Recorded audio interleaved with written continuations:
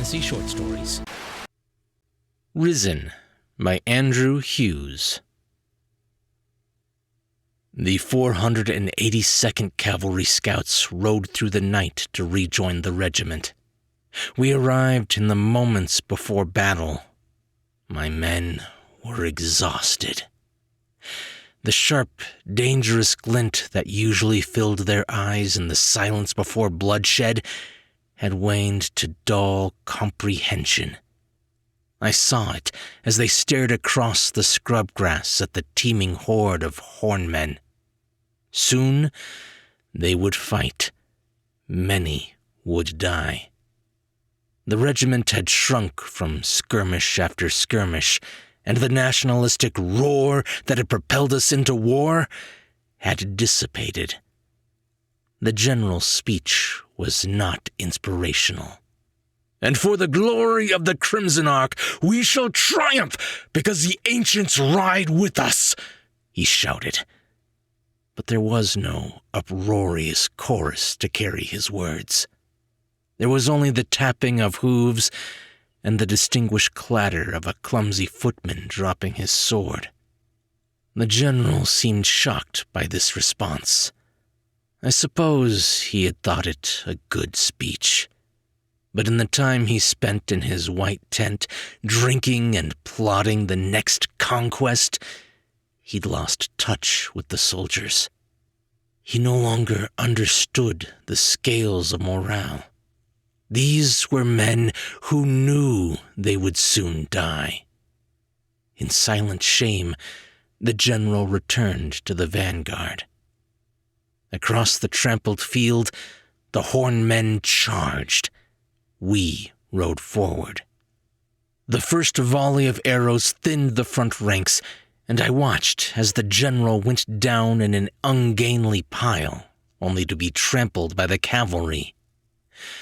I guided my mare to the side, slashed down at a hornman's spear holder. I heard him gurgle and die. I tried to pull my blade away, but it was caught in his hide. In the next volley of arrows, one found my gut, another my cheek. I fell from my mount onto the hard ground. Time passed, and I woke, gasping. The world was dark, and red comets danced across the sky. I struggled for breath and shuddered against the sharp pain in my side. I opened my mouth and felt something tear in my cheek. I tried to move my arms, but they did not respond. Pain and sorrow compressed in my forehead.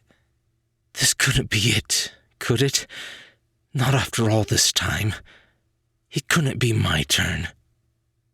I strained my vision to the right and saw the muddied corpse of a horse, a giant black stallion. Whatever farmer had bred such a majestic beast deserved a spot in the king's stable, and whatever soldier had brought it to the battlefield needed a flogging.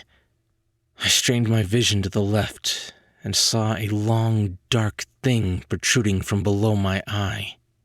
Staring at it made my stomach quake, and I shut my eyes before I slipped away again. No, this isn't it for you. I thought of my wife and son, our cabin at the base of the steaming brook. This isn't it. It can't be. I opened my eyes again and saw movement to my right. A black-robed figure waiting amongst the corpses. After a few feet, he stopped, knelt down, and outstretched his hand. It was clad in a black glove.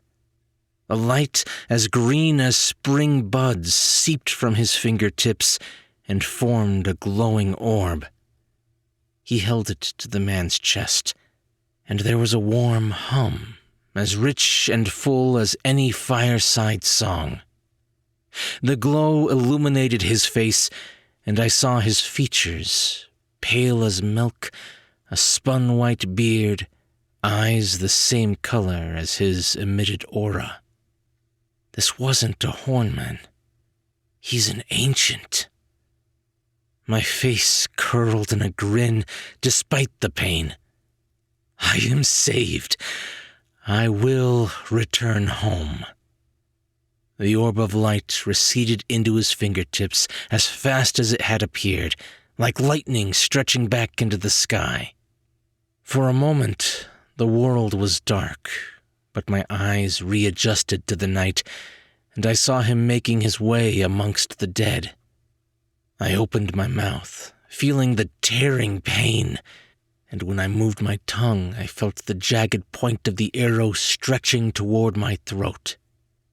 The figure drew closer, then passed out of my vision. No, come back!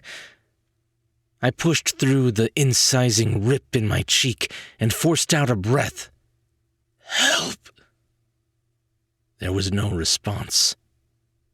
Above, the red comets continued to dance, one collision promising to damn us all.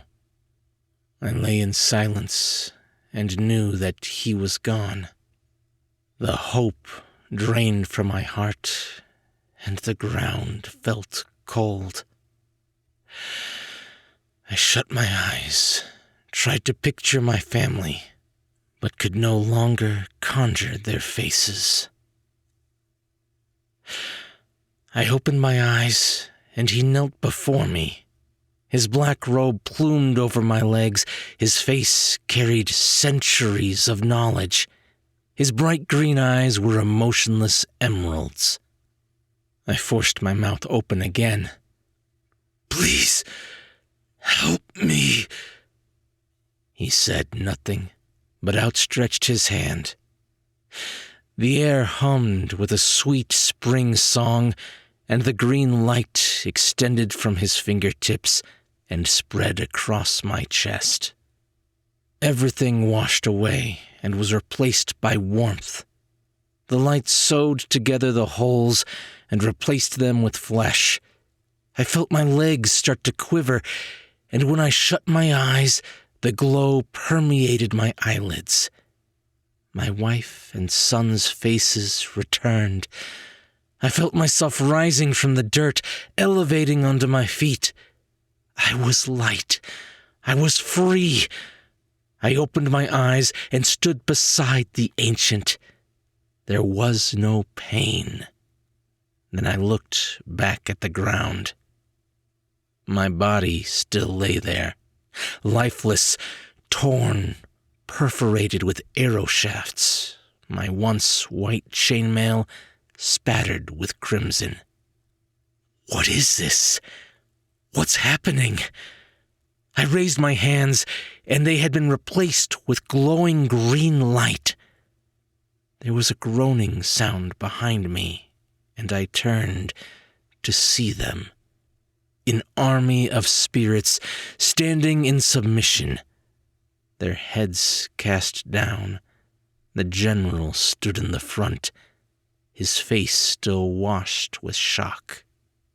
I turned back to the ancient. You have to take me back, I said. Please, take me back. He did not respond. I reached out to grab his robe, but an invisible barrier prevented my touch. Behind me, the army of souls groaned. The ancient stood and continued down the battlefield.